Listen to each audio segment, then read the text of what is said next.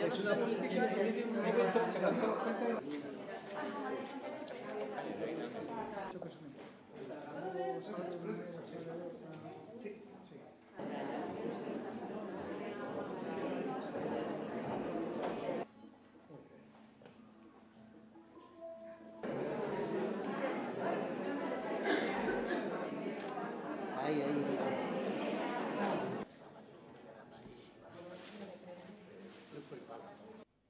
Bueno, pues muy buenas tardes, muy buenas noches, boas tardes, boas noites a todos, a todas. Gracias por estar aquí. La verdad es que estoy abrumada con tanta presencia y si siempre es una felicidad estar en Galicia, volver a Galicia, aunque sea por un tiempo, ver además este aforo con un acontecimiento, porque para mí lo es tan importante como es la multiculturalidad, pues la alegría es doble, triple, incluso infinita. Muchísimas gracias.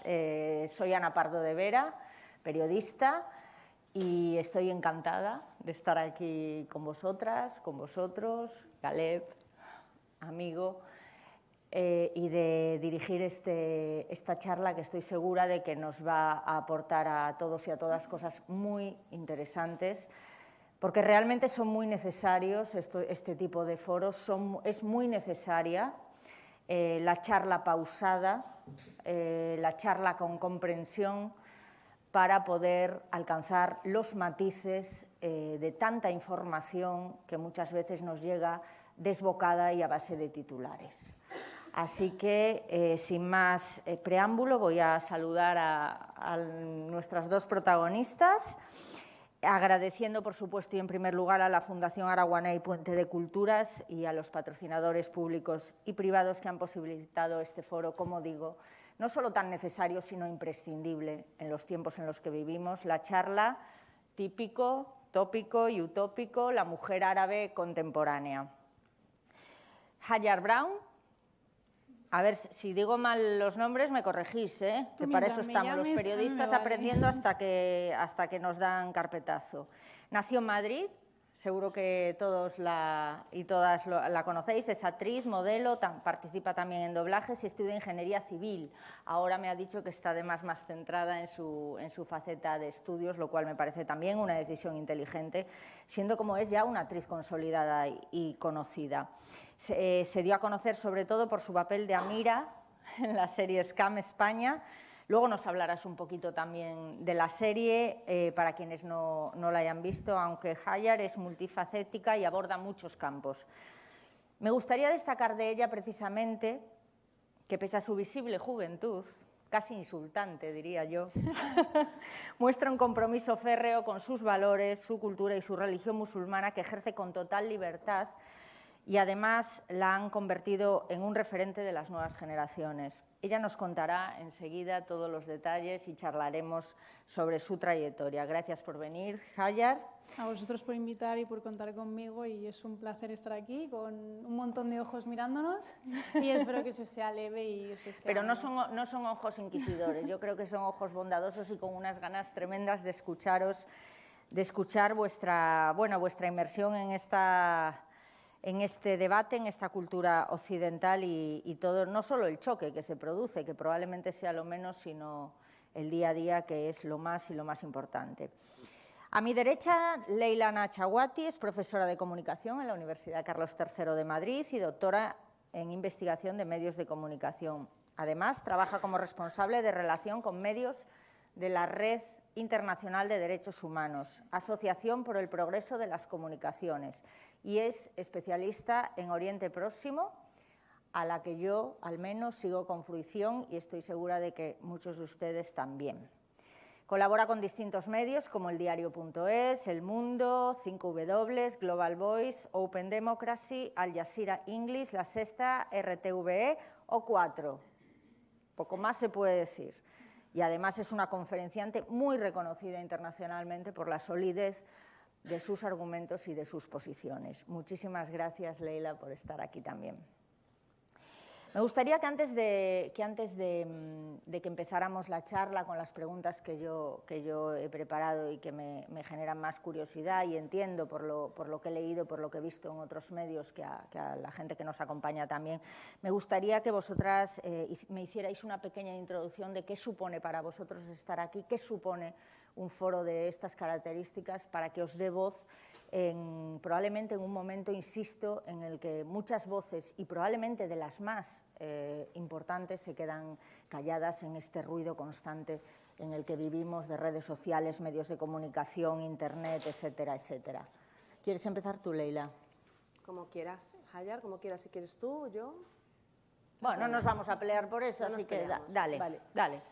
Pues sí, pues yo estoy muy contenta de estar aquí, estoy muy contenta de estar en la Fundación Araguaney, que es casa, y a veces pienso en lo satisfactorio que habría sido, cuando era yo más pequeña, tener un espacio así.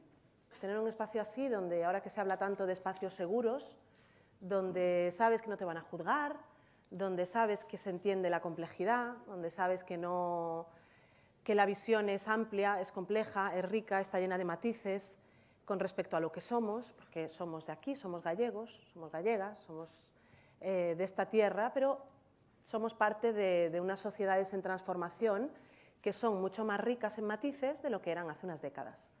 Entonces, a mí hace unas décadas me habría encantado tener ese acceso cultural, de comunicaciones, de conocimiento, de referentes, de personas con las que identificarme.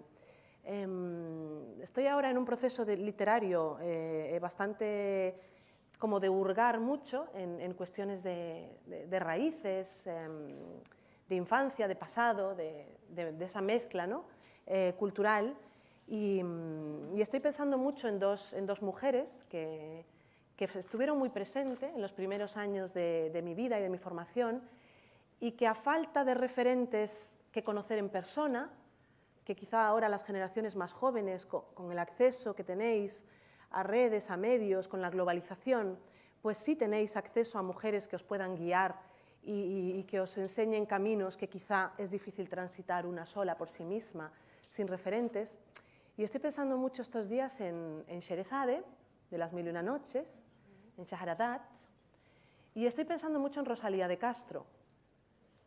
Y estoy pensando que yo las conocí a las dos supusieron una guía, pero yo no sabía cómo tender puente entre esas dos mujeres, no sabía cómo transitar la relación entre esas dos mujeres.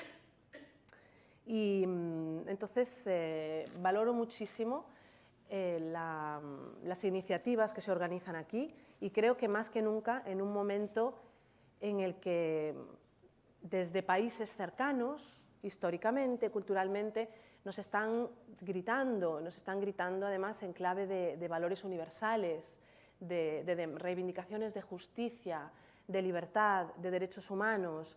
Es imposible sustraerse a lo que está ocurriendo en Irán, a esas peticiones de mujeres iraníes que están tomando la calle y no están desafiando algo local, una cuestión local. Están hablando de valores universales, están hablando de justicia, están hablando de derechos, están hablando de cuestiones que no son religiosas o identitarias, que son universales y que resuenan en todo el mundo. Y a mí como mujer, yo las siento mis hermanas. Las siento mis hermanas, igual que siento mis hermanas a las palestinas, que son vanguardias en las manifestaciones contra la ocupación, igual que siento mis hermanas a las sirias, que se jugaron la vida en 2011 y se la siguen jugando demandando justicia en un país donde no hay justicia.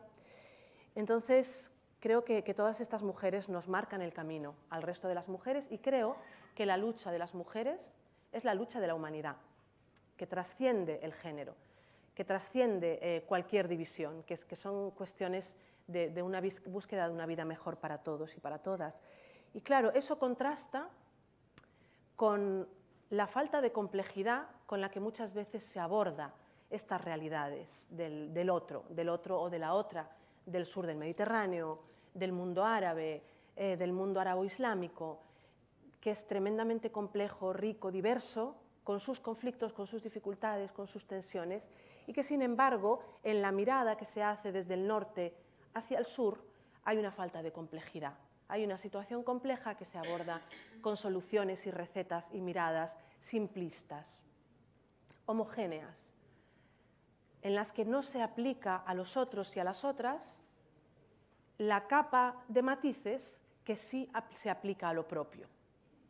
Entonces creo que espacios como este son el momento de hablar tranquilamente, sin prisas, sin buscar el like ni el zasca, que cada vez le tengo más manía a estas cuestiones, hablar con tranquilidad y hablar también pensando quiénes son nuestros referentes hoy, y de forma que trascendemos lo local, lo fronterizo. Nuestros referentes son quienes reivindican cuestiones que nos hacen mejores como personas y como humanidad ante los retos tan tremendos, ¿no?, que tenemos encima. De momento dejo aquí. Muy bien, pues muchísimas gracias, Hajar. ¿Estás de acuerdo? Entiendo que sí, con lo que ha dicho Leila, pero además, ¿qué supone para aquí estar aquí en un foro tan necesario, tan imprescindible, como decía yo antes? Yo subrayo absolutamente cada palabra que ha dicho Leila porque son factos, son verdades absolutas, y para mí este tipo de espacios son, para mí, el sello de que todo ese ruido en redes sociales, toda esa pedagogía gratuita que hacemos las racializadas o las musulmanas, en este caso las veladas, sirven para algo. O sea, que nuestra voz al final desde Internet y desde las redes sociales, que ya por sí ya tenemos voz, que el megáfono que nos da Internet sirva para crear espacios de unión, hacer puentes de ambas culturas y demostrar que siendo un híbrido somos completamente aceptables y que se nos tenga en valor nuestra lucha y nuestra palabra. Así que esencial, o sea, es como mi sellito, mi check. Podemos seguir con el activismo y podemos seguir con el matándonos día a día para que generaciones más jóvenes puedan vivir tranquilas sin que hayan vivido sin que vivan lo que ha vivido Leila y sin que viva lo que yo he podido vivir sobre este tema. Ahora hablaremos de vuestras experiencias y no sé si quieres añadir algo más, perdona, porque sí me gustaría, fíjate, has hablado de las mujeres veladas, el velo es una cuestión que cuesta mucho, es un tema muy complejo para la cultura que no es la árabe, la musulmana, y decías en una entrevista en Cosmopolitan el año pasado, decía también la revista, y cito literal: según dice Hajar, ser musulmana en España no es sencillo ni tampoco lo es llevar pañuelo. Las chicas con hijab trabajamos de puertas adentro porque dicen que no damos una buena imagen. Lo mismo ocurre al estudiar. Hay centros en los que no nos dejan formarnos. Cada vez, dice Hajar, hay más representación musulmana porque el propio público lo exige. Ya está aquí la primera generación del cambio y somos guerreras. Me ha gustado muchísimo, sobre todo la última frase. Y lo que te decía, es verdad que entender el hijab es complicado, porque se da por hecho que es imposible que una mujer lo lleve con libertad, con voluntad propia, sobre todo cuando, como está pasando precisamente en estos días, que ha coincidido todo el tema de Irán, que ya pasaba, ¿no?, pero con la muerte de una mujer por habérselo puesto mal. Se ha levantado una revolución que estaba ahí latente, que lleva ya muchos años, pero que en este caso parece que ha traspasado por fin las fronteras nacionales de Irán. Entonces, ¿cómo explicarías tú a quien critica tu pañuelo en la cabeza que lo llevas por voluntad propia y con libertad, que es esa palabra que últimamente está bastante prostituida, digamos? Bueno, yo hace ya muchísimo tiempo que dejé de explicar y demostrar por qué tomo las decisiones que tomo, porque siento que al final, si tengo que explicar y demostrar cada decisión y cada paso que doy, sigo sin ser libre del todo, ¿no? Al final, mis decisiones y mis asuntos son eso, mis asuntos, Pero sí que le explicaría, o sea, por ejemplo, yo cuando me puse el hijab, el pañuelo a los 19 años, creo que sí, más o menos, fue porque necesitaba forjar mi identidad y la imagen visual en la que yo me veía era así, tal cual. Una chica que le encanta muchísimo la moda, le encantan los ropajes, pues quiere combinar lo que es el pañuelo, que también es algo islámico, cultural, muy de ella, con lo occidental también que es ella. Entonces, cuando ya me puse el hijab, el concepto de hijab fue cambiando. Yo creo que es como, o sea, el hijab al final es una relación que tú tienes contigo misma. Y como cualquier relación, las cosas van cambiando. Y a día de hoy le explicaría que la acción más poderosa de toda mi vida que he hecho yo es ponerme el hijab, porque me he desatado de todos los cánones de belleza establecidos. No me preocupo por pelos, no me preocupo por celulitis, no me preocupo si se me ve la barriguita, si estoy gorda, si estoy delgada, no me preocupo si tengo el pelo sucio. O sea, al final todos estos estándares de belleza impuestos por Occidente yo me los he retirado y vivo mucho más tranquila. O sea, como mucho un gloss y poco más, pero que no vivo, o sea, puedo vivir sin un gloss. Y el ser dueña de mi cuerpo y de conocerme y de saber qué es lo que tengo solo yo, pues me empodera, y el saber que soy dueña también de mi sexualidad y encima bajo una mirada patriarcal, porque al final el mundo está bajo un sistema patriarcal y está todo bajo la mirada del hombre. Tener esa barrera a mí me empodera muchísimo, porque es en el único sitio en el que literal que yo soy yo, sin importar lo que diga el resto. Entonces, a día de hoy yo creo que el movimiento más feminista que he hecho en mi vida es quitarme el velo de los ojos y ponérmelo en la cabeza y ganar poder y ganar voz y personalidad, porque al final siempre antes me juzgaban y me prejuzgaban por mi color de piel, por mi textura de pelo, por mi apellido, por lo que sea. Ahora ya sé que me van a juzgar por el hijab, entonces me curro mucho más lo que tengo aquí y lo que tengo aquí. Entonces es un win-win, es ganar siempre. Y creo que, aparte de, o sea, yo creo que esto, si lo explico a cualquiera que no entiende el hijab, yo creo que le quedaría claro, y si no lo entiendes es porque no lo quiere entender. Y ahí ya no gastaría más energía y tiempo en esa persona. Haces muy bien. No se me ocurren mensajes más empoderantes que los que nos has dicho ahora. Leila, sobre el mismo tema. Decías tú en un artículo en el diario.es, que además generó mucha polémica en redes, porque antes comentábamos fuera de aquí que estamos las dos sometidas a la dictadura de las redes y de vez en cuando nos caen por todos los lados, ¿verdad? Decías, literal, reducir una cuestión tan compleja a la dicotomía que equipara mujer cubierta con sumisa y mujer descubierta con empoderada y libre es problemático y dañino. Borra de un plumazo la inmensidad de matices. Claro, yo insisto mucho en este tema del velo islámico, os digo, porque creo que condensa muy bien el debate sobre símbolos y represión, sobre diversidad y cultura, la eliminación de los matices, las frases hechas en 140 caracteres, 280, me da lo mismo, sobre la importancia de diferenciar entre llevar un hijab en Irán o Arabia Saudí y llevarlo en España. ¿Falta pedagogía y sobran prejuicios? Yo no tengo todas las respuestas, tengo preguntas, tengo dudas, estoy siempre abierta a escuchar. Sí que me sorprende cuando hay reacciones tan absolutas, tantas certezas, con cuestiones que también son personales. Sí tengo algunas cosas claras. Algo que tengo claro es que me genera mucha angustia y me chirría mucho la interferencia del Estado en cuestiones que tienen que ver con los cuerpos y las vestimentas de las mujeres. Entonces, cuando yo veo esas imágenes de Francia, en las que la policía está hostigando a mujeres en la playa porque van cubiertas o porque van con un pañuelo y les está imponiendo que se quiten el pañuelo porque están en la playa, porque es un lugar público y en público no hay que ostentar símbolos religiosos, a mí eso me genera un rechazo tremendo. Entonces, todo lo que sea interferir o imponer en relación a los cuerpos de las mujeres y a cómo visten y a cómo se comportan, eso en general me genera muchísimo rechazo y creo que muchas veces pedimos a los Estados que regulen cosas que quizá no son tan regulables, ¿no? Que son cuestiones personales.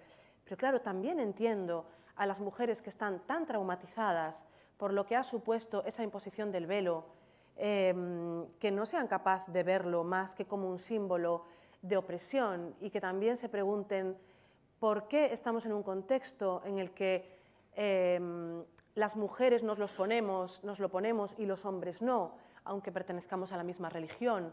O sea, yo en esta cuestión tengo más preguntas que respuestas, pero lo que sí tengo es una total apertura a escuchar, a entender y desde luego a ser consciente de que los símbolos no son estáticos, y se reivindican y se reinterpretan y se repiensan desde lugares distintos. Entonces, partiendo de ahí, nunca le podría decir a nadie de qué manera luchan o no luchan contra el patriarcado, si para ellas es una forma de abrir espacios, digamos, de abrir miradas, de abrir liberaciones. De nuevo, tengo más preguntas que respuestas y que certezas. Tengo una amiga que ha estudiado todo, ha hecho un MBA, ha estudiado periodismo y todo, y ahora está en Moncloa con el presidente del gobierno, y dice que cuanto más sube, más duda de todo, de casi todo. Cuanto más sabes, más ves, más dudas de casi todo, que es precisamente la cuestión de las certezas, yo creo que es lo que mata un poco el debate y el enriquecimiento cultural. Hablemos de vosotras, personalmente. Bueno, no va a ser Sálvame, obviamente.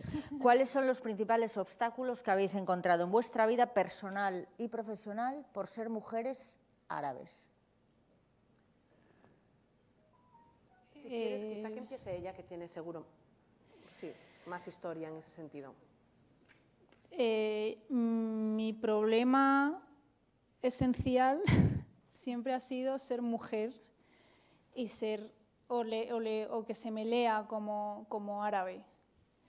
Esos son mis problemas, justo estos dos adjetivos son mis mayores problemas. Es el añadido de ser árabe, de una cultura distinta y además ser mujer. Sí.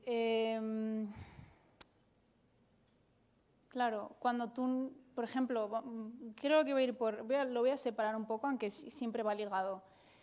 Ya de por sí las mujeres tenemos muchas menos oportunidades, muchos menos privilegios, porque vivimos en una sociedad patriarcal y eso lo sabemos ya todos y creo que todos somos conscientes, pero sí que aún nos cuesta ver y nos cuesta salir de ese lado. Pues aparte de lo difícil que es ser mujer y vivir siendo mujer en una sociedad como esta, añádele que eres hija de inmigrantes. O sea, que tú en tu cabeza, bueno, y tú te sientes española porque has nacido aquí, has crecido aquí, tienes las costumbres de aquí, tengo el acento de aquí, me encanta la tortilla, me encanta, o sea, soy lo más estereotipada, la española más estereotipada creo que puedo ser yo. Y aún así me leen como que no soy de aquí.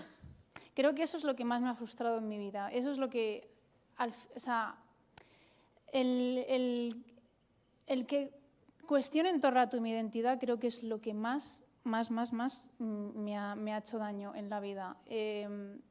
No poder ser Blancanieves de pequeña, yo siempre era Yasmín, no podía salir de ahí. En cambio, Mari Carmen podría ser este año Blancanieves y el año siguiente Cenicienta.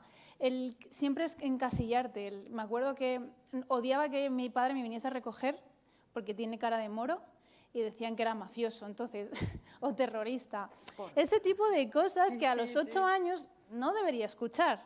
En plan, mi padre es ingeniero y yo, pues, ¿qué digo? ¿Que el mío es carpintero? Me van a decir, no, es terrorista. Pues no procede. Y al final he ido creciendo con un montón de obstáculos. O sea, al final, por ejemplo, yo de pequeña quería ser periodista, salir en la tele, pero yo decía, es que yo no puedo ser periodista, salir en la tele porque no hay chicas como yo, lo que decía antes Leila, que no hay referentes. Sí. Al final dirigí toda mi vida hacia las ciencias porque yo sé que en el arte y en la creatividad no tenía espacio, como no había gente como yo pensaba que igual no era para mí, o igual no les dejan ser lo que quieren, o sea, ser actrices y actores y presentadores de la tele. Entonces, toda mi vida ha estado encaminada a lo que soy. y que se me lee como árabe, ahora más porque llevo un pañuelo y por ser mujer. Rollo, no puedo acceder yo a trabajos cara al público, o sea, yo no puedo ser... Yo, al principio, cuando lo pasaba mal con la universidad porque no podía pagarla, que buscaba trabajo cualquier trabajo de estudiante, rollo cajero, atención al cliente. No podía acceder a ese tipo de trabajos que encima son los más precarios, a los que más accesible puedes estar. ¿Qué te decían para rechazarte? No queremos trabajar con gente así. Es que el público no está preparado para tratar con personas como tú. Directamente. Hay colegios que tampoco dejan... Sí, eso lo sé. No te dejan acceder al mundo laboral, no te dejan formarte, o sea, te marginan. Al final te marginan y luego cuando esas comunidades acaban marginadas o en guetos son los criminales y culpa de ellos que vienen a este país a quitarnos no sé qué y a delinquir, no sé, ¿para qué vienen? O sea, he nacido aquí, he intentado hacer vida aquí, pero no me habéis dejado. O sea, yo sé que he tenido mucha suerte a lo largo de la vida, pero soy la excepción. Igual todas las chicas que están aquí entienden y saben de lo que estoy hablando porque es el día a día. Subes al autobús y de repente está todo súper lleno y nadie se sienta a tu lado porque ya te lo dejo a tu imaginación. O sea, son más los microrracismos los que queman, que no me gusta llamarlo así porque creo que ese es el verdadero racismo. Sí, el de base. El de base, los que se acumulan y vas arrastrando y son los que se hacen bola. Yo, gracias a Dios, no he tenido el caso de llegar a situaciones violentas o tal. Eso sí que les pasa, por ejemplo, más a mi hermano o a mi padre, pues tema policial y tal, no sé qué.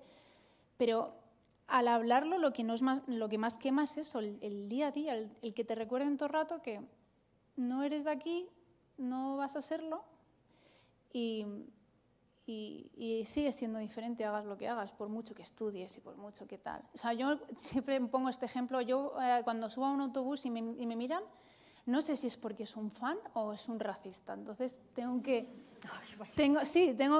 me quedo yo en stand-by hasta si veo una sonrisa digo, vale, bien, me van a pedir una foto y si no, digo, igual me como un comentario inapropiado, entonces... ¿Y cómo luchas en tu día a día con ese desgaste que tiene que suponer, pues eso, las miradas, la tensión? Yo creo que... Para además no guardar ningún tipo de resentimiento, ni odio, ni nada parecido. Creo que está, desgraciadamente, tan normalizado en nuestras vidas que ya no le damos esa importancia. O sea, yo ya sé que me estoy poniendo el pañuelo en el espejo y yo ya sé que algo va a caer. Y el día que no caiga se lo cuento a mis amigas y hacemos día 1 de 365. O sea, creo que lo tenemos omitido. Sabemos que existe, sabemos que está, pero no le vamos a dar mucha importancia porque tengo que hacer otras más importantes. Prefiero gastar mi energía en estudiar o en ver memes que en lo que el Señor piense de mí o lo que diga de mí. Es que al final, o sea, no puedo hacer nada. Es que no puedo hacer nada. Simplemente es muy inteligente por tu parte. Lo que pasa es que tienes que ser muy fuerte para tomar distancia de esa manera. Entiendo yo, vamos. Sinceramente, si yo supiese algo te lo diría, pero es que es eso, que lo tengo tan normalizado y sé que pasa. Sí, estamos aquí para exponerlo, luego pediremos cuentas a quien hay que pedirlas. Sé que pasa, entonces actúo como si fuese algo, o sea, como una extensión más de... O sea, sé que tengo 10 dedos, pues no los miro, no los cuento todos los días, pues con el racismo igual, sé que es mi 11º dedo y ahí está, rollo. No es cuestión de fuerza, ni valentía, ni nada, es que es lo que te toca. Es que si no, ¿qué? ¿Y no notas ninguna mejoría? En mi caso sí, pero porque ahora estoy en otra posición. Claro, sí, entiendo lo que quieres decir. Pero tengo a mis compañeras, tengo mi familia que lo siguen recibiendo. Entonces, yo en mi caso, igual ya no se me lee como, perdón por la expresión, mora de mierda, pero sí como árabe rica, que está porque sale en la tele. ¿Sabes? Sí. Siempre hay el prejuicio ahí. Pero que sí, o sea, esto sigue pasando porque le pasa a mi entorno.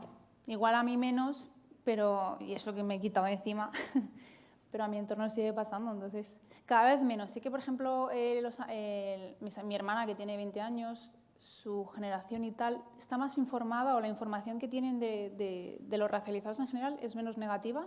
Entonces, yo siempre lo he dicho, yo he nacido pronto, porque a mí me hubiera encantado estar en esa generación de 20, 19, 18 años que son más abiertos a escuchar, a debatir, están más informados de manera más sana. Creo que gracias a Internet y a la globalización, pero sí que veo que lo de ahora es más sano, es más cuidadoso.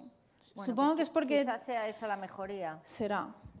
Hombre, esto es ley de vida. Igual ella se ha comido todo lo malo, me ha dado espacio a mí para yo llegar a esta posición y seguir luchando día a día y así, que se vaya mejorando poco a poco. O sea, no es un cambio de la noche a la mañana. ¿Ha sido más duro lo tuyo?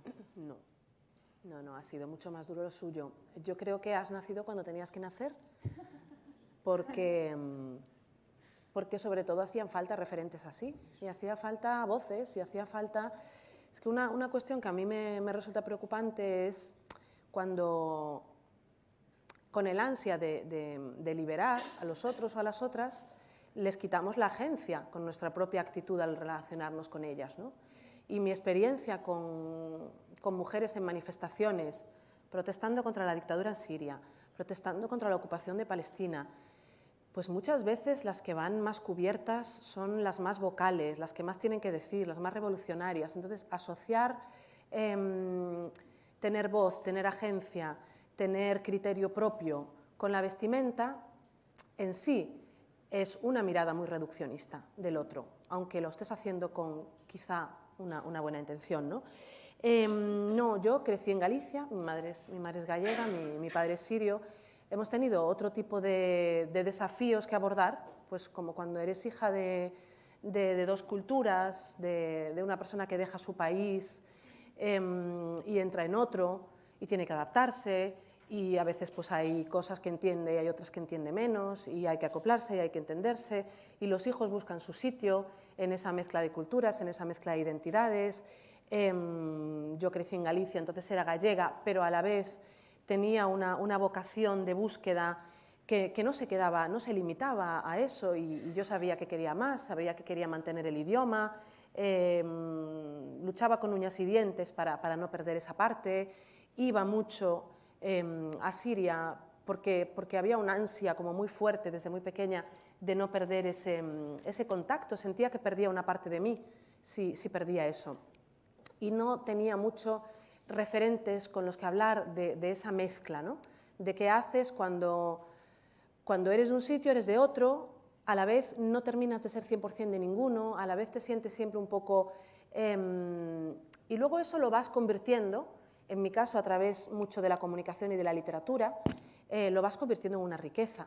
Al principio lo vives como un sufrimiento, o ¿por qué me pasa esto? Yo quiero ser como las demás, ¿por qué como cosas raras? ¿Por qué cuando vienen amigas mías a casa hay yogur con sal y caliente y con carne y nadie aquí come eso? Y entonces, ¿por qué tengo...? Tú no quieres ser rara, no quieres ser diferente, quieres encajar, no quieres que la profesora diga Vilariño, Montouto, y luego diga Nats y ser la rara que interrumpe a la profesora y que da problemas y que siempre tiene que estar, ¿no?, dando la nota. Pues no quieres, pero eso, si lo sabes canalizar bien y no te lleva a la frustración, pues o te lleva a elegir una de las dos identidades y desatender mucho la otra, que es perfectamente legítimo y que lo hace gente de primera generación también. Tengo amigos sirios que dicen, yo lo he pasado tan mal en Siria que yo soy de aquí, no quiero saber nada y ya está, dejadme, ¿no? Yo también tengo derecho. Y cortan. Creo que de alguna manera pierdes algo importante, pero si ellos lo consideran la estrategia para seguir adelante, pues es respetable. En mi caso, yo he conseguido o he intentado, y sigo intentando,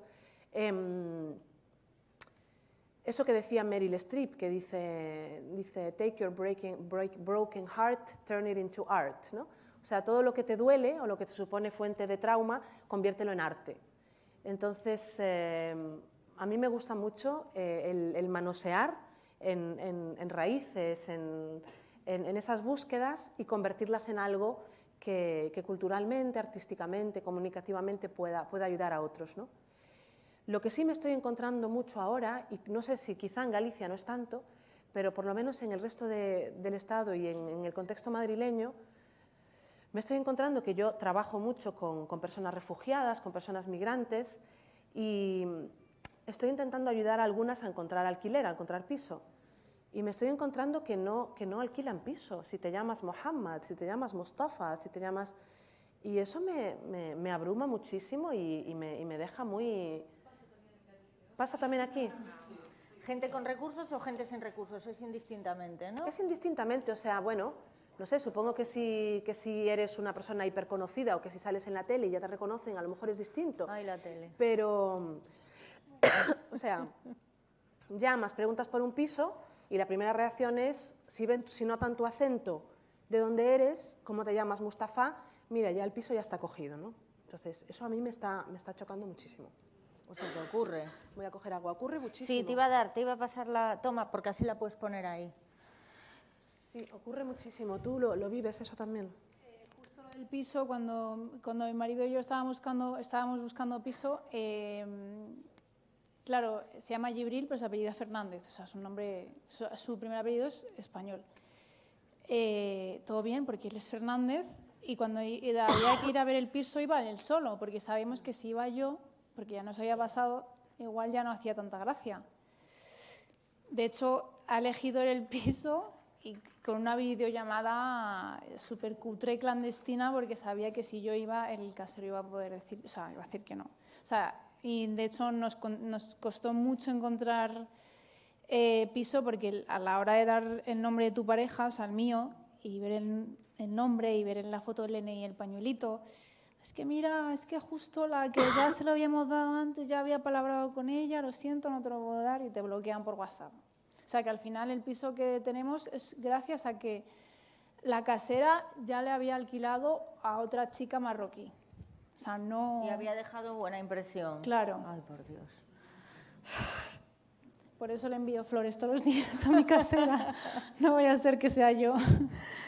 Leila, tú citaste algunos referentes, entre ellos a Rosalía de Castro, que compartimos. Me gustaría saber si tenéis algunas en España que sean vuestras referentes, y también me gustaría saber cuál ha sido el papel de vuestras familias para hacer frente a todo esto. ¿Qué me contáis? Que preguntas cosas muy profundas. Sí. Empieza tú. Es de formación profesional. Referentes en España yo no he tenido. De hecho, mis referentes... Bueno, tú ahora eres una referente, sobre todo para la juventud, por tu, insisto, insultante juventud. Pero entiendo que no has tenido ninguna figura... ¿Y fuera de España?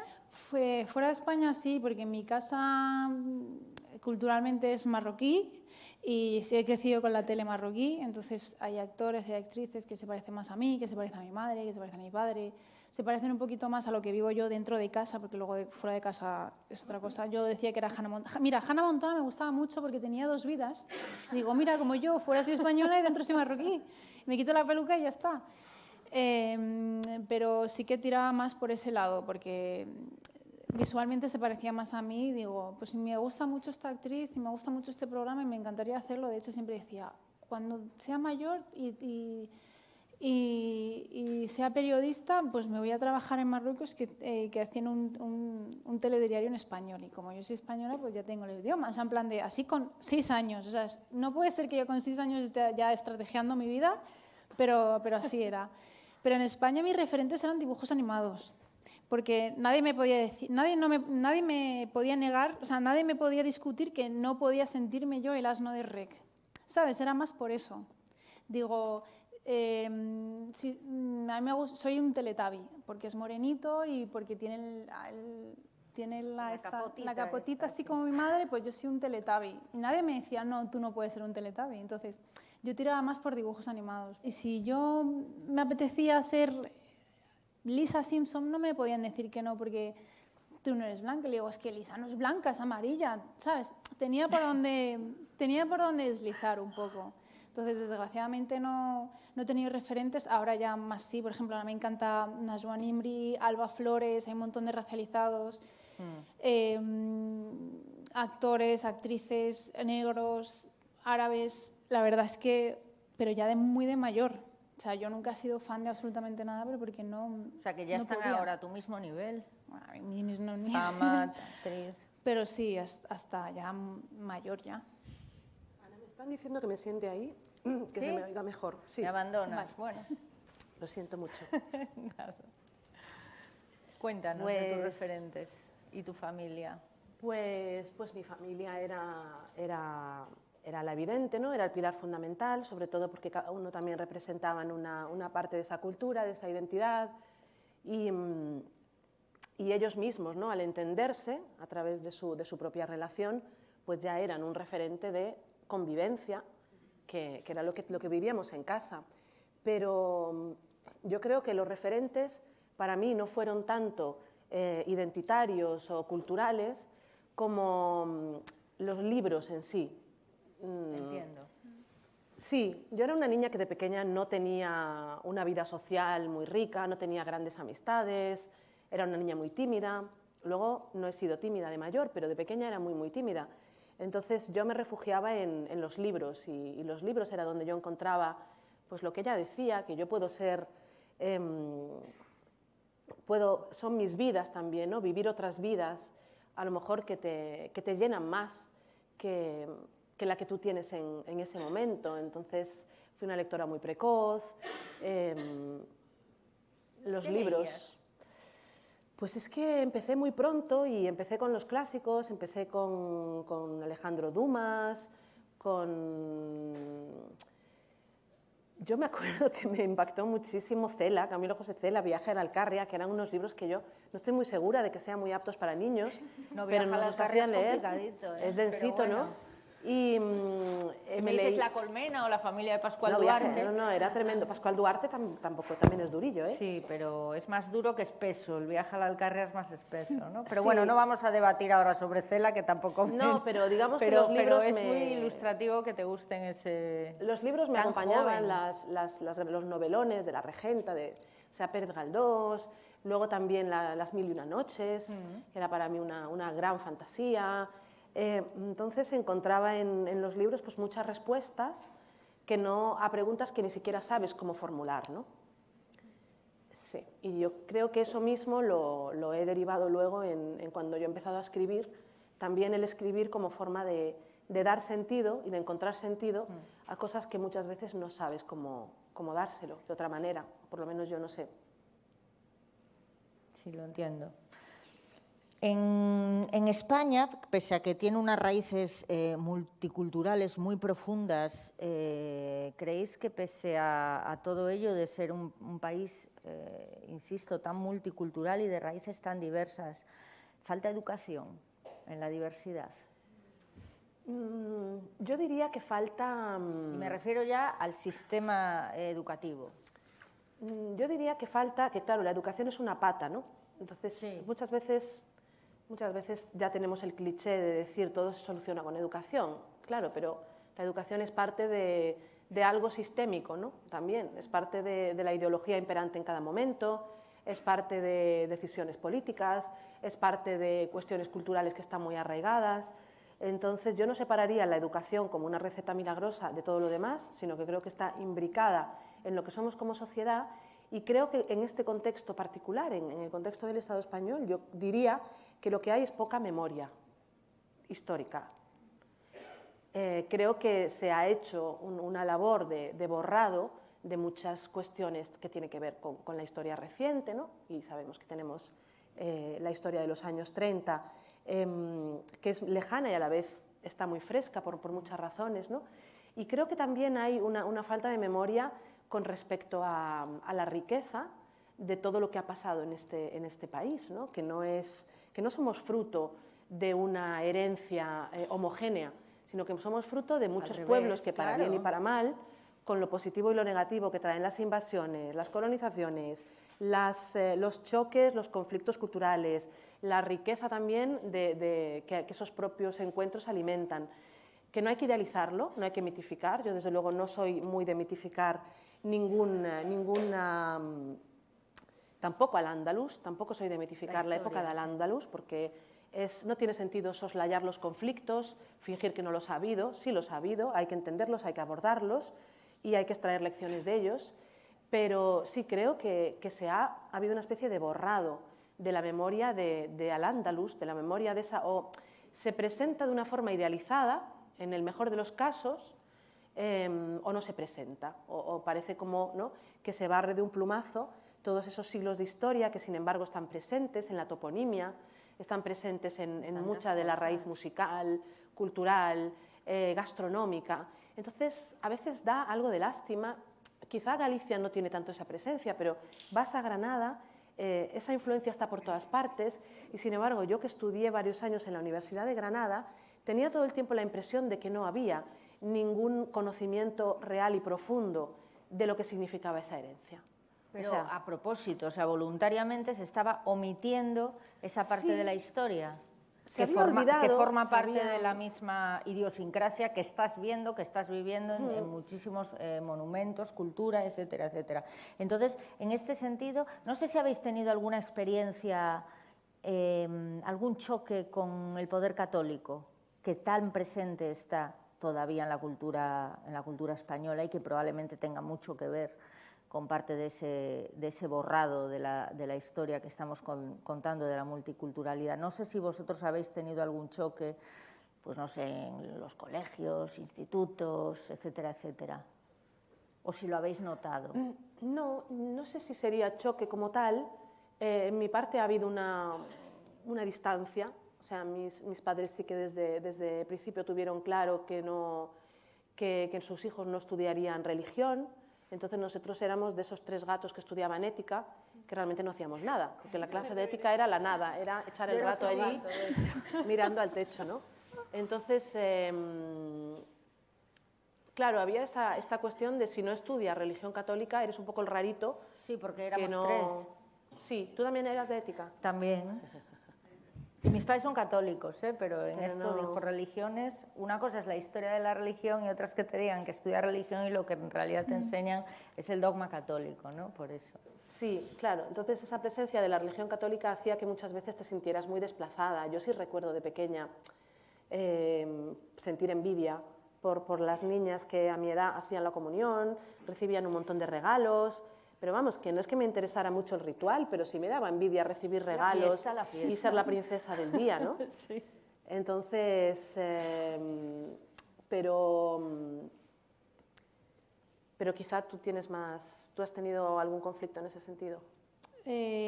¿Has ido a colegios laicos? ¿No has tenido problemas en ese sentido? Yo no sé por qué, pero me metieron en un colegio de monjas. O sea, ¿qué hacéis? A mí también, ¿eh?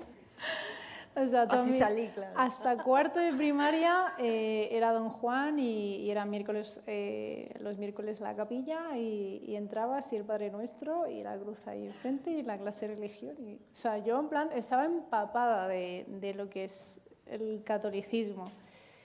Pero en plan yo sabía que... Bueno, aparte de que desde fuera me trataban como, bueno, sabemos que no eres tal porque tu padre se llama Mohamed, entonces suponemos que tú no tal. Entonces me trataron como siempre distante, rollo de las clases de religión me decían, haz deberes, y yo hacía deberes. Y el profesor se paseaba solo por mi mesa explicando todo lo que es la religión y el dogma y el cristianismo, y yo en plan de... O sea, desde ahí también le oigo, Don Juan, pero no pasa nada. En plan, pero a mí me interesaba porque yo tenía... en mi casa tampoco es que se haya practicado siempre la religión islámica, tampoco. O sea, en plan, porque mis padres vinieron a España en busca de darle a sus hijos un futuro mejor. Y entonces creo que pasa con la primera generación, que siempre viene y está agradecido con que le dejen trabajar, con que le dejen vivir, y con poco más, no voy a hacer mucho ruido, no vaya a ser que me deporten o lo que sea, entonces voy a pasar lo más desapercibido posible para tener una vida, para tener la vida que siempre he querido. Entonces mis padres eran de ese rollo. Entonces nunca nos han impuesto nada, nunca nos han dicho nada. De hecho, ya te digo, hasta cuarto de primaria en un colegio de monjas, rollo de que no se note que somos moros. Y, se te ve en la cara, papá. O sea, no, tu intento de blanquearnos no, te falta algo, ¿sabes? Y al final el tema de las religiones y tal fue con la filosofía, o sea, ya en bachillerato, que ya dije, a ver, con todo lo que sé, porque yo sabía muchísimo más de catolicismo que del islam, porque en mi casa no me enseñaban. Había cosas culturales y cosas que dices, bueno, de que cuando vas a Marruecos, pues también ves prácticas y rituales que dices, vale, guay, lo entiendo, porque en mi casa también se hace así, bueno, sí, es Ramadán, ¿sabes? Estaba como familiarizada con todo, pero no era una fe absoluta y no, tampoco, ni hacia un lado ni hacia el otro.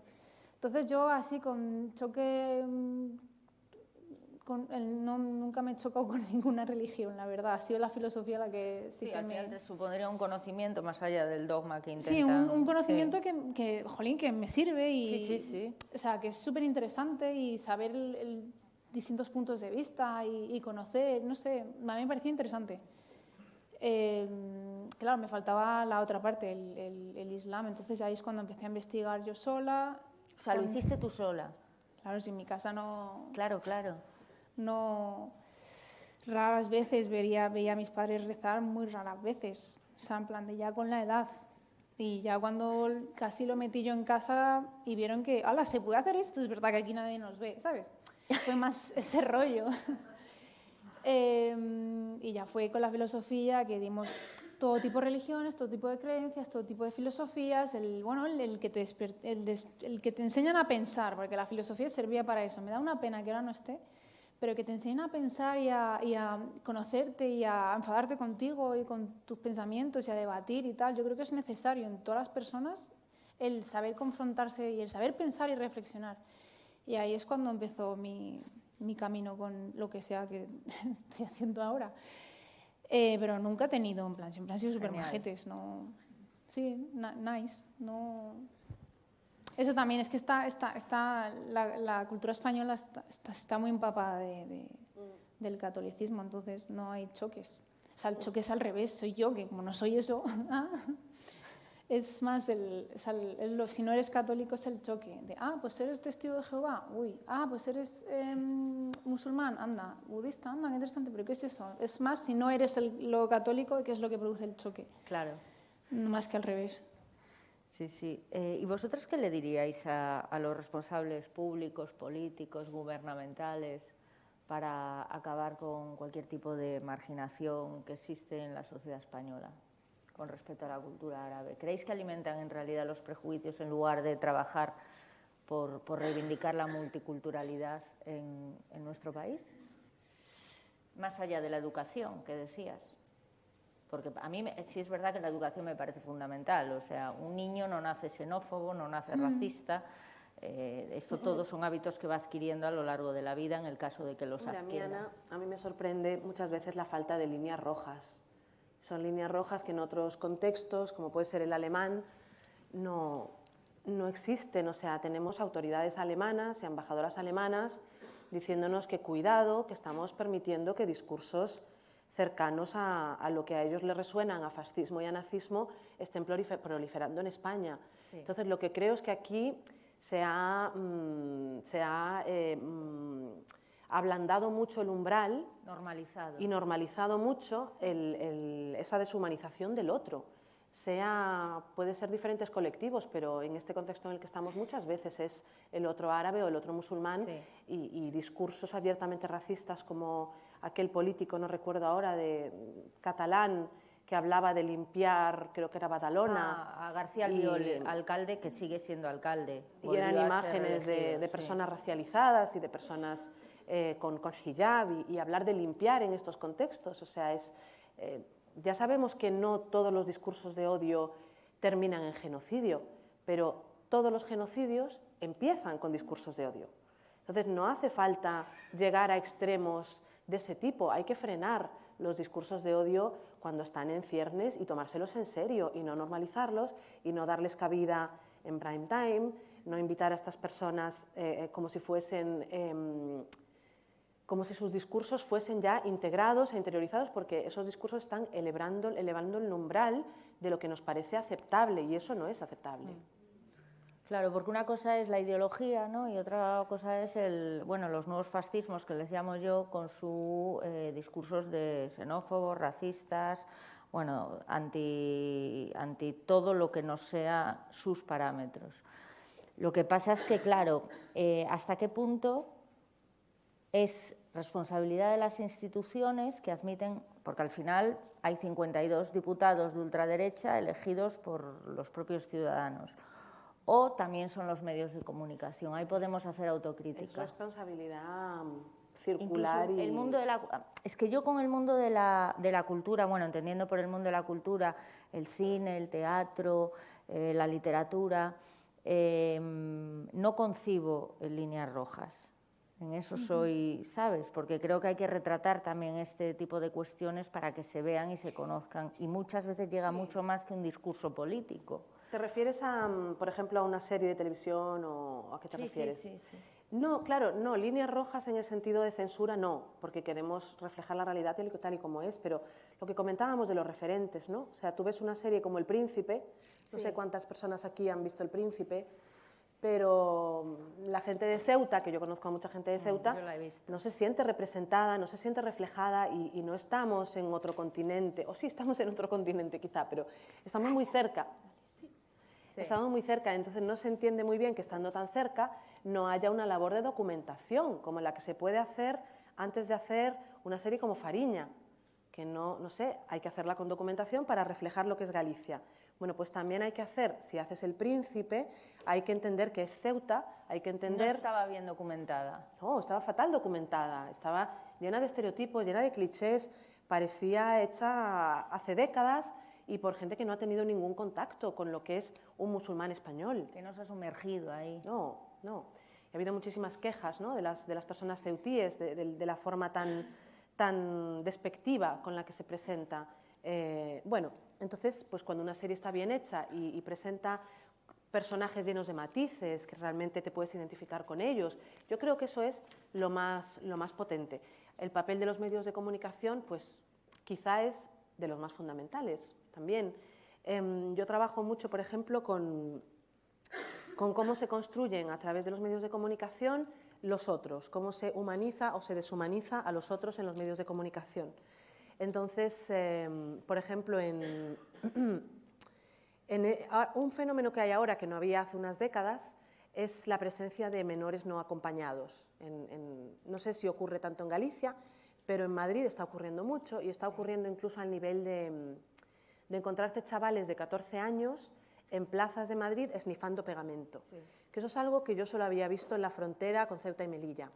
Y es una realidad que responde a multitud de problemas y de cuestiones y que tienen que ver con origen, que tienen que ver con acogidas, que tienen que ver con desarraigo, pero lo que es importantísimo no dejar nunca de lado es que ese acrónimo terrible, deshumanizante, que es MENA, no diluya la realidad de los términos que incluye. Entonces, ¿qué significa MENA? Significa menores. Menores son las personas más vulnerables de la sociedad. Y no acompañados, es decir, gente que está sola, niños y niñas que están solas. Así que imaginemos que son nuestros hijos y que están en esa situación, ¿no? Entonces, el tratamiento que se hace en los medios de comunicación de estos chavales que están en situación de calle o en situación de exclusión es terrible porque se enfoca solo en el aspecto de delincuencia y no significa que no ocurra y no significa que haya que soslayar el conflicto, no significa que haya que pasar por encima y fingir que no hay un problema y que muchos de estos niños no van a terminar mal si no se hacen medidas de prevención, que estos niños pueden caer en redes de captación, pueden caer en situaciones de exclusión social muy preocupantes, pero criminalizarlos, abordarlos solo desde el aspecto de delincuencia, solo contribuye a alienar y a aumentar, ¿no?, un problema que es tremendo y que parte del propio acrónimo, que parte de la propia forma en la que nos referimos a estos chavales. Yo elaboré un documental con la Fundación Cideal, que es precisamente recomendaciones para medios de comunicación sobre cómo abordar la presencia de juventud de origen magrebí en España, con toda su gama de matices, que no son solo relacionados con delincuencia. Pues me lo pasarás. Sí. ¿Cómo fue hacer la serie Scam España? ¿Qué tanto éxito te dio? Una maravilla porque fue documentada bien. O sea, Claro, por eso quería contraponerla con el ejemplo que dio Leila. Al principio yo no estaba como actriz, estaba como asesora. O sea, yo me he comido reuniones con ellos y con todos los señores de Movistar son ahora mis mejores amigos porque tardes y tardes y tardes de cafés y de reuniones para asesorar y que el personaje representase. Pues que fuese algo desde la realidad y no solo ficción. O sea, que fuese la base de realidad y luego le metemos lo que quieras de ficción, pero algo que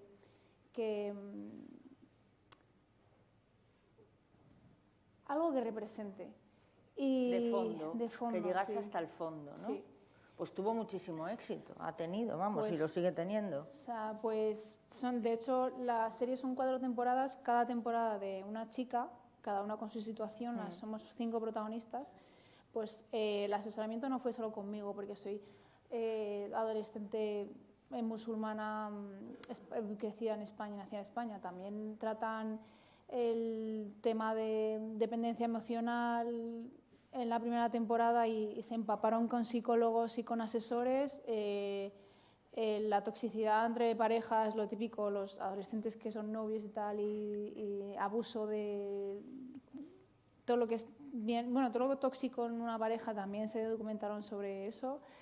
La soledad, bueno, todo lo que es lo que le pasa a la sociedad, a los adolescentes en España en estos momentos. Y creo que la clave de Scam y de su éxito fue eso, de que, jolín, estoy viendo en la tele una chica que no tiene 30 años, está fingiendo que tiene 16, que no es súper mega guapa y súper rubia y tiene todo en su sitio cuando yo ni siquiera me han crecido las tetas, y algo que realmente me representa, que le está pasando lo que le pasa a mí, que va al instituto, que tiene exámenes, que se enfada con sus amigas, que se enfada con su pareja, que discute con el profesor en clase, y a la vez le pasa todo esto de manera cero infantilizada y cero sexualizada, en plan casi es un documental, eso era... De hecho, muchísima gente se pensaba que vivíamos eso. Era como, no, sigue siendo ficción. Y fue eso, gracias a eso, de que estaba muy bien asesorada la serie. Y yo al principio estaba asesorando y me empapé tanto con el proyecto y me gustó tanto que fue una sinvergüenza y les dije, ¿queréis actriz? Porque yo tengo 3 años de formación. Bueno, vale, no sé qué, y al final coló. Pues sí, tanto. Y la verdad que cuando haces proyectos desde el corazón y desde el respeto, o sea, el 10 lo tienes asegurado. Luego está el príncipe que casi ya todo el mundo se ha olvidado de qué es eso, y Scam, después de 4 o 5 años, sigue estando en boca de la gente, o sea, es algo icónico. Sí. Entonces, yo contentísima. Yo he visto algo, pero no la he visto entera, pero me interesa muchísimo. Como madre, además, me interesa mucho el tema de lo que viene con la adolescencia y demás. Así que, bueno, no sé si entre el público alguien quiere preguntar o comentar algo. Pasaremos un micrófono. Bien, así nos vemos las caras. A ver, si alguien quiere preguntar algo o comentar simplemente de lo que hemos hablado hasta ahora o contar alguna experiencia propia, lo que sea. Bueno, si no, empiezo yo. Venga, bueno, va, Ana. Además de la sororidad que habéis demostrado y vosotras aquí, ¿qué estrategias creéis que pueden contribuir a nivel estructural para alcanzar el respeto y la igualdad por las mujeres árabes, que hoy nos ha quedado bastante claro que no hay un perfil único?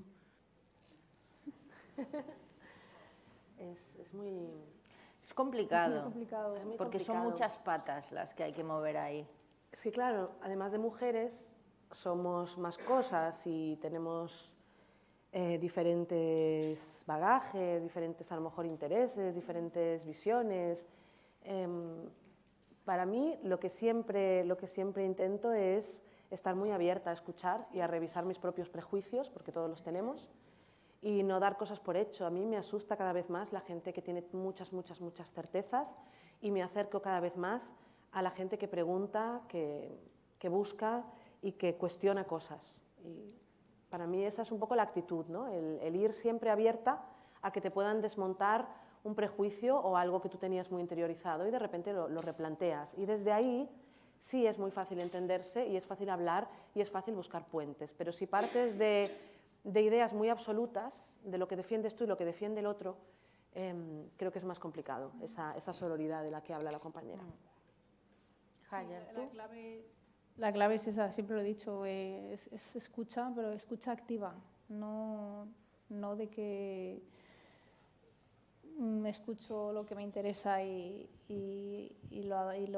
ya está, sino escucha activa y escuchar desde el corazón. Y es que, claro, ¿qué herramientas le doy yo al Estado? Pues es que para eso están, que trabajen ellos, es que ya, no lo sé decir. Me lo dices o me lo cuentas, todo el día luchando. Que, a ver, la representación ayuda, una representación sana, escuchar, es escuchar, es lo que decía Leila, es escuchar nuestras verdades, nuestras situaciones y el no invisibilizarnos y saber que España es esto también. Y que al final, que más es mejor, o sea, más al final es mejor. Sí. En algunos aspectos sí, en este sí, es enriquecedor y creo que salimos ganando todos, pero es eso, una escucha activa. Si me permitís, yo creo que es muy importante introducir las perspectivas desde todos los ámbitos, es decir, tanto en las instituciones, en donde hay muy poca representación institucional, por ejemplo, de mujeres españolas y árabes. No, ¿qué representación institucional tenemos? Poca. En el Congreso de los Diputados, existe alguna, por ejemplo, en Ceuta y en Melilla, pero porque lo viven diariamente. Sí. Entonces, esa perspectiva, no solo la perspectiva de género, de la que tanta se habla en el ámbito judicial, por ejemplo, hay que educar a los jueces en la perspectiva de género para tratar los temas de violencia machista, que esta es una lucha constante por el hecho de la violencia institucional que se ejerce cuando los jueces o las juezas, da igual, no aplican la perspectiva de género, ¿no? Pero esa misma perspectiva hay que aplicarla culturalmente, racialmente, y además hago autocrítica también en los medios de comunicación. O sea, por ejemplo, las mujeres que opinan en un periódico no pueden ser todas blancas, ateas o católicas, ¿sabes? Que es el parámetro. Hay que esforzarse. Yo siempre digo, por eso soy partidaria de muchas, en este sentido, de las cuotas de representación, de la multiculturalidad, de la multisexualidad, etcétera, etcétera. ¿Por qué? Porque es como cuando te ponen a tratamiento. Te ponen a tratamiento, si te rompes un pie, pues tendrás que ir con muleta unos días y cuando ese problema esté resuelto te quitarás la muleta. Una vez alcancemos la normalidad, nos quitaremos ese tipo de leyes que obligan a la paridad, que obligan a que el Congreso de los Diputados sea paritario y que no obligan, pero exigen, recomiendan que en las empresas haya paridad. Todavía no lo tenemos. Bueno, pues eso todo aplicado también al ámbito de las culturas. Claro, aquí las mujeres tenemos una doble lucha, pero yo creo que ese es el camino, desde la educación, por supuesto, hasta toda la perspectiva amplísima que hay, no solo de género, sino también de raza y de cultura. Sobre todo porque además es que la diversidad es un valor añadido y algunos nos lo quieren vender como todo lo contrario. Un país diverso, un país multicultural es riqueza pura, un país plurilingüista, o sea, todo es riqueza pura, pero no, hay algunos empeñados en homogeneizarnos a todos. Ese es el discurso que yo creo que hay que derrotar y que además viene dado por el conocimiento. El conocimiento es lo que te hace libre, es lo que te hace tener criterio propio y es lo que te da una amplitud de miras que te permite convivir con otros que no son iguales a ti, gracias a quien sea. Yo lo entiendo así.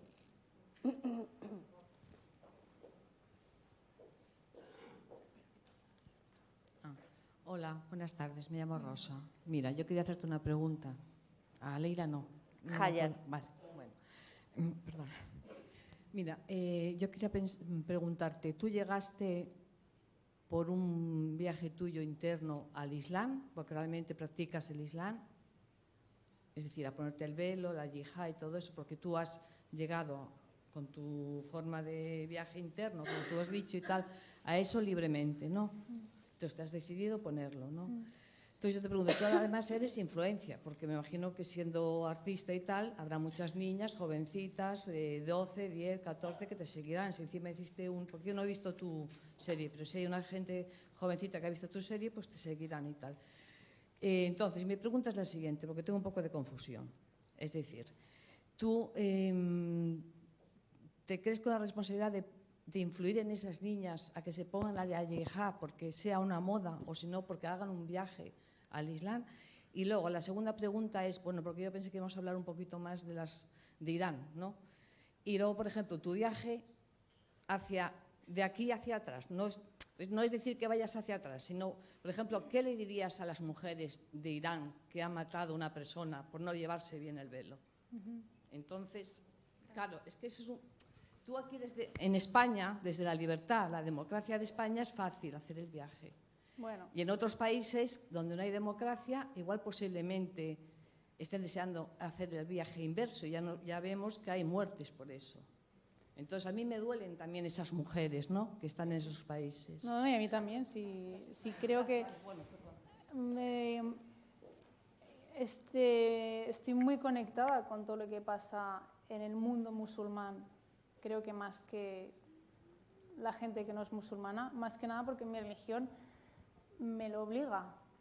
Yo vivo día a día casi la situación que hay en Irán, la que hay en Palestina, la que hay en Siria, la que hay en India, la que hay en China, de todos estos países que son opresores hacia el Islam y que no dejan tener, o sea, no, bueno, sí, cada uno con su tema, con la globalización, con las guerras, con Irán y su opresión y de adoctrinar todos en el Islam, cuando esto viene de antes.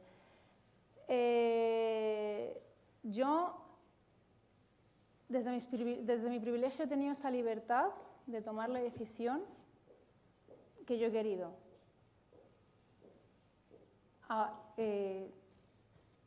Porque la decisión es mía. Pero aquí también mueren chicas por ponerse el pañuelo. Porque a los medios no les interesa decir eso. Yo soy influencer y no obligo al resto a ponerse el pañuelo. Simplemente estoy enseñando que detrás de todo esto sigo siendo una persona con un montón de matices, con un montón de vida, con un montón pues que tengo una vida normal y decente. O sea, en plan, mi religión no obliga a poner nada a nadie. No, sí, voy a terminar, no me interrumpa, ya le han quitado el micrófono. Mi religión, o sea, si yo busqué la religión y estoy tan a full con la religión es porque trabajo en mí y es algo mío y de nadie más, y yo no estoy adoctrinando a nadie, a ninguna niña. De hecho, no es mi función. La religión es mía y no suelo compartir mucho porque esta es mi parte más vulnerable. El conocer sobre mi religión, el vivir acorde, es una lucha. Y vivir en España acorde a una religión que no es la católica, como hemos dicho, es toda una lucha. Yo lo siento como nadie lo que está pasando en Irán. La muerte de esta compañera nos ha tocado a todas y yo estoy de acuerdo con el derecho a la elección, que es lo que queremos en un lado y en otro. Igual que aquí yo quiero llevarlo sin que nadie me diga nada y sin que se me pongan barreras en absolutamente todo, ya sea en burocracia, ya sea en el mundo laboral, ya sea en la educación, también desde aquí apoyo a mis hermanas de Irán de que si no lo quieres llevar, no lo lleves, de que si lo llevas mal, porque eso también es las policías de la moral, que es llevarlo bien, que es llevarlo mal, porque la modestia cada uno tiene su concepto de modestia. Pero yo desde mi privilegio de aquí de España no puedo luchar por lo que hacen en Irán. Ya están mis hermanas luchando en Irán desde su posición, su situación y tal. No tengo la responsabilidad de luchar con ellas porque no pertenezco a esa situación. Yo desde aquí les doy voz, mis redes sociales súper abiertas a este tipo de conflictos porque son mis hermanas, pero no puedo hacer nada más. Y además mi lucha está aquí. Mi lucha está aquí contra gente que no me permite ser lo que quiero ser. Y yo también, créeme. Perdón. Hola, me llamo Ángela. Esta pregunta venía de antes, pero bueno, creo que ahora viene más al hilo.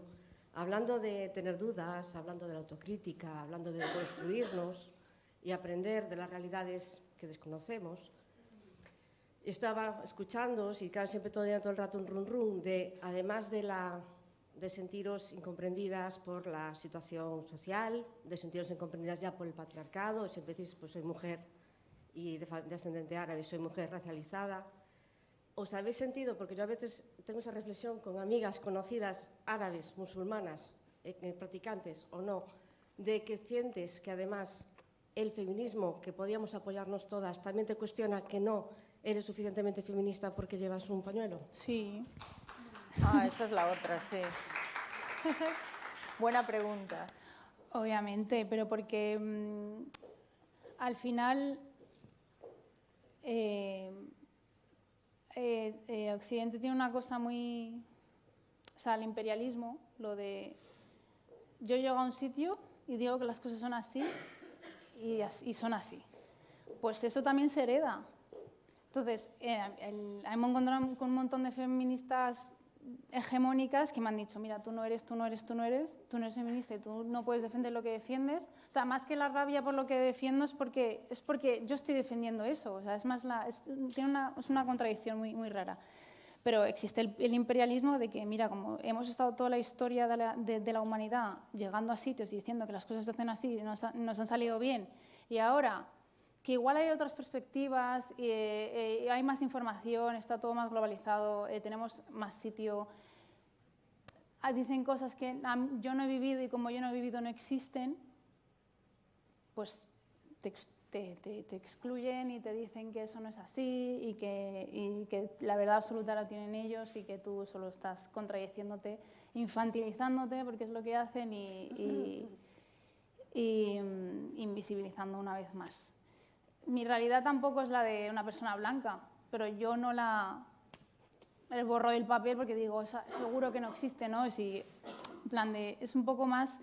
Hay que hacer un poco esa reflexión de por qué los racializados sí que entendemos todo el tipo de situaciones y entendemos todos los entornos de la gente y por qué los blancos con nosotros no. O sea, y todo esto es por la cultura histórica de somos el ombligo del mundo.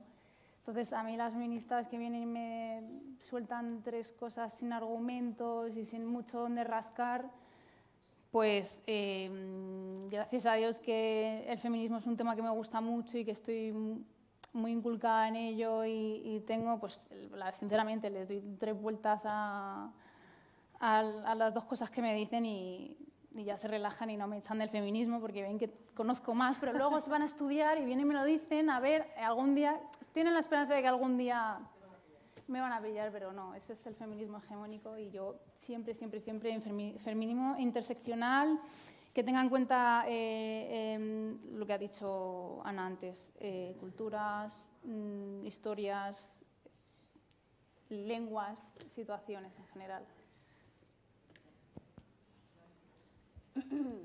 Bueno, yo varias cosas. Primero decir que si vienes aquí a ser una racista es mejor que no vengas, o sea, este tipo de charlas. Segundo, me parece un poco hipócrita hablar de multiculturalidad, o sea, prefiero que se refiera a España como un país racista, realmente. Pero bueno, yo venía a hablar de una campaña que hizo aquí el Ayuntamiento de Santiago, el Concello de Santiago, junto con la Unidad de Atención a Migraciones, que si no la conocéis os lo voy a contar. Resulta que pillaron a varias personas racializadas entre ellas bueno, personas negras y racializadas, y entre ellas una mujer con hijab, en la que pues cada persona tiene una etiqueta puesta aquí, en la imagen. Una mujer con hijab pone mora, abogada, no sé cuántos años. Pone, ¿permitirías que fuese tu abogada? Permitir, no permitir. Y esto es una campaña contra el racismo. Entonces, me gustaría saber qué opináis sobre esto. No parece un acercamiento muy útil, ¿no? Para desmontar prejuicios. No, el hecho porque en sí se de pone el plantear... foco en el racismo. ¿Cómo?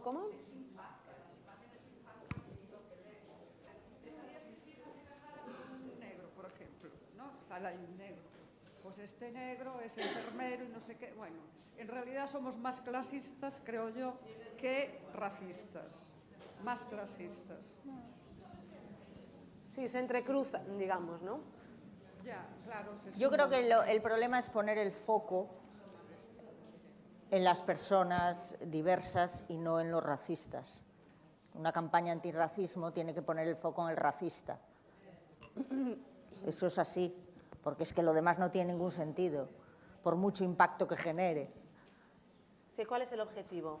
Porque... Es como cuando en la violencia machista pones el foco en la víctima y cuentas su vida y tal, en lugar de poner el foco en quien ejerce la violencia machista. Eso es así. Pero eso es una distorsión de la realidad pues muy poco afortunada. No sé si lo harían con su buena intención o hay un... Bueno, sí, un poco... Sí, pero y a lo mejor te hacen pensar en la dirección equivocada.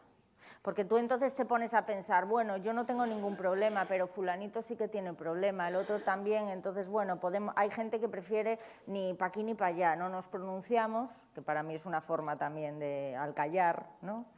El que calla y decir, vamos a evitar problemas. Entonces...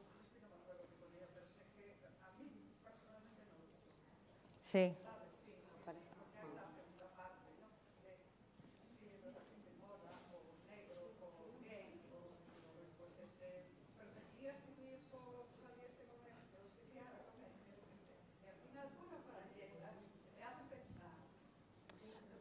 Sí, sí, que te hace pensar seguro, porque la campaña es, claro, pero no sé si te hace... Mi duda es si te hace pensar, a lo mejor a ti no porque no eres racista, pero a lo mejor una persona que tiene dudas de si me conviene o no me conviene, le hace pensar en la dirección equivocada. Esa es la cuestión. Yo creo que siempre hay que poner el foco sobre el que tiene los prejuicios, el racista, el xenófobo, el machista y todo este tipo de gente. Última pregunta.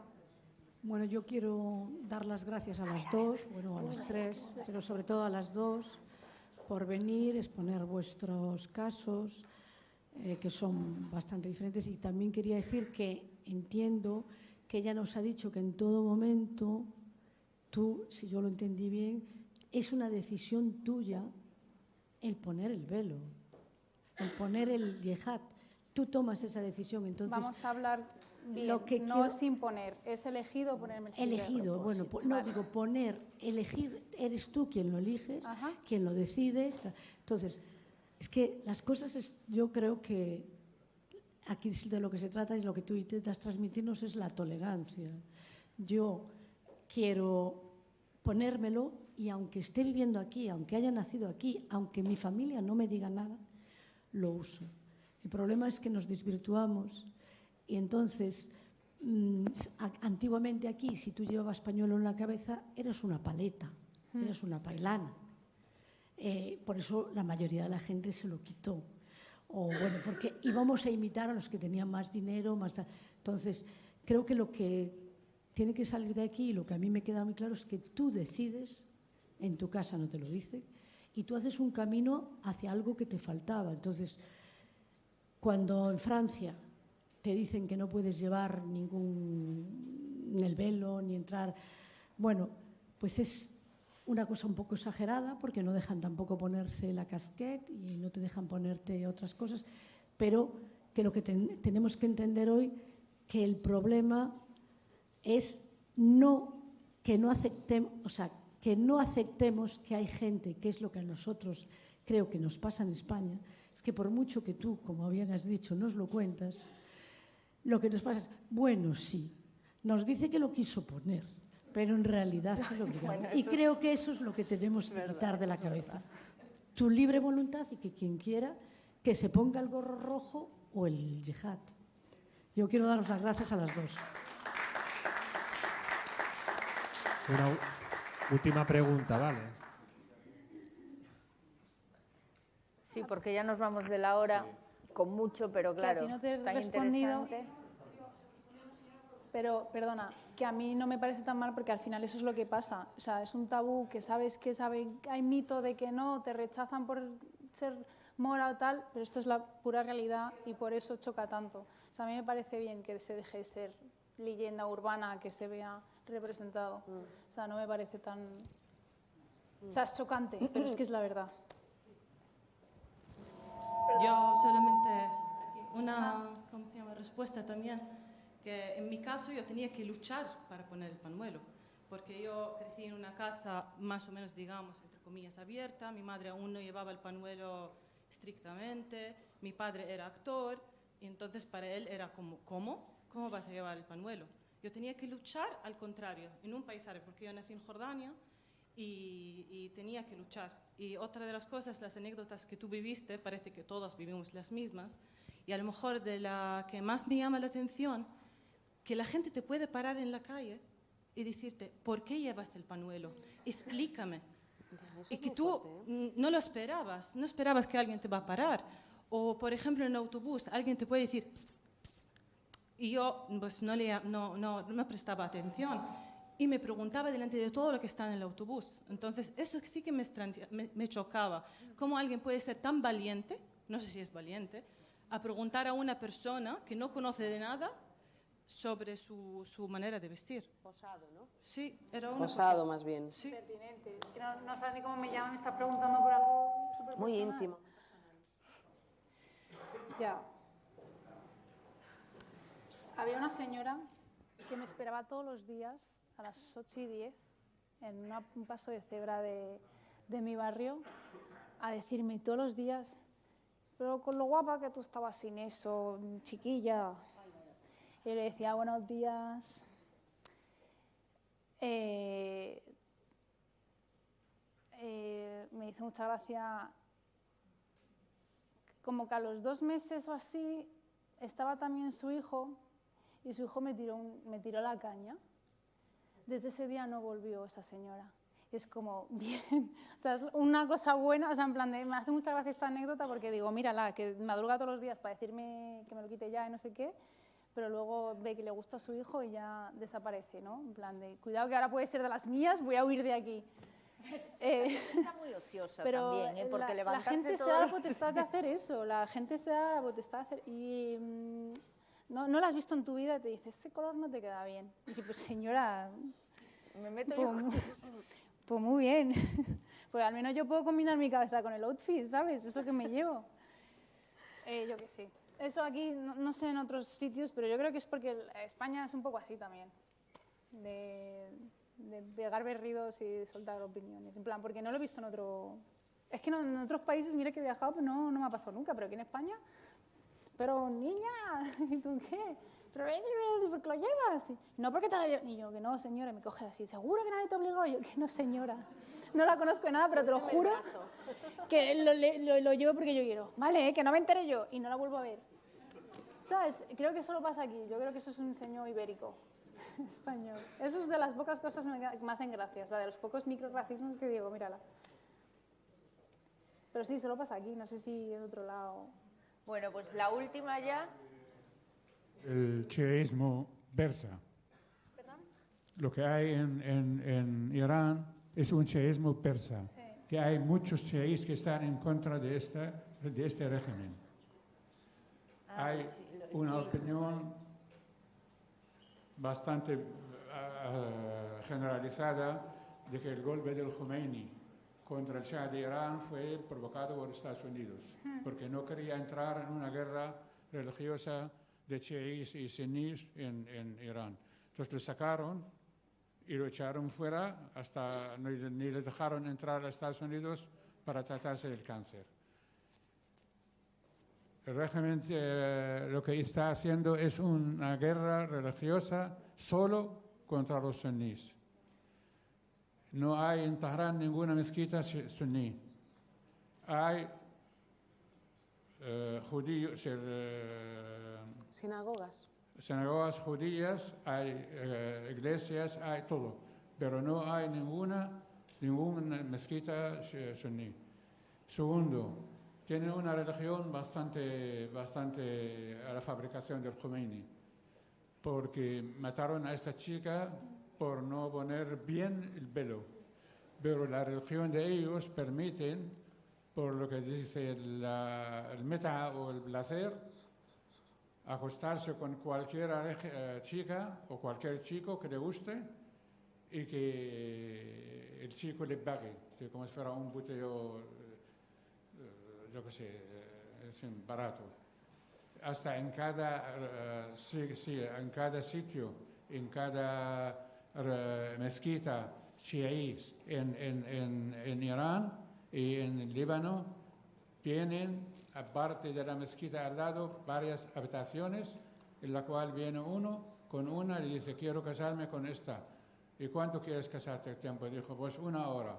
Bueno, pues pagas y tal, y no sé qué, a la hora, la divorcio, adiós, y así. Esto es generalizado, no es un invento, es una cosa conocida. Sí. Pero es importante separar la esencia, ¿no? o la religión en sí de los intentos que se hacen de instrumentalizarla. Entonces, creo que es importante no generalizar la religión chiita es así o la religión sunita es así, nosotros así o así, sino pensar en esa élite religiosa que lleva décadas reprimiendo cualquier forma de oposición, cualquier forma de disidencia, cualquier forma de vivir de una manera que no se pliegue a esa visión y a esa teocracia con esa lectura muy literal. Muchos jeques que están contra la política esta. Exacto. Mucha gente en contra. Especialmente en Irán, y que se manifiesta ya con fuerza y contra esta conducta, sí, que es una conducta de inventar y provocar armas, provocar guerras en el mundo árabe islámico, como en el Líbano, como en Irak, como en Siria y como en el Yemen. Sí, siempre es la política que tienen ellos de hacer. Necesitamos una tarde entera para hablar de Irán y de geopolítica. Otra pregunta para la doctora Leila. ¿Qué opinión te tiene tus recuerdos de vida en Siria? ¿Qué concepto tienes de esta vida? ¿De la vida en Siria? ¿Me da tiempo a contestar? Siria es, o que Damasco, para mí, desde mis recuerdos, es la ciudad más hermosa que he visto. Preciosa. Y a la vez la más aterradora. Era el reino del terror. Era el reino de los zulos subterráneos, donde se torturaba a cualquiera que no pensase o no se plegase a las líneas oficiales. Si obviabas todo eso, era un sitio vibrante, hermoso, lleno de color, una de las la cuna de la humanidad, la primera ciudad habitada de las civilizaciones, la primera ciudad habitada, Damasco y Bagdad. Las primeras ciudades son la humanidad, son la cuna de todo lo que somos hoy. Y pienso que es terrible que sitios tan hermosos, tan ricos, con tanta historia, estén dominadas por élites tan perversas que gobiernan esos países, no solo Siria, pero particularmente Siria, como empresas que fuesen de su propiedad, como fincas de su propiedad, y como si en vez de ciudadanos tuviesen súbditos. Ese es mi recuerdo de Siria.